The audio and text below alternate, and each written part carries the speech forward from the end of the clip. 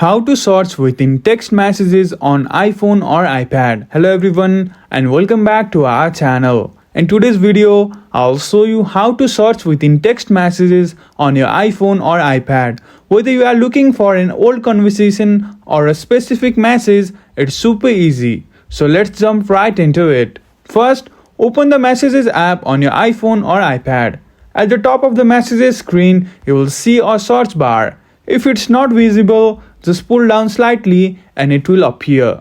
Now, type any keyword or contact name related to the message you are looking for. You will instantly see relevant conversations and messages show up in the search results. Tap on any result to jump straight to that message within the conversation. And that's it. Now you know how to quickly search through text messages on your iPhone or iPad. If you found this video helpful, please give it a thumbs up and subscribe for more easy tech tips.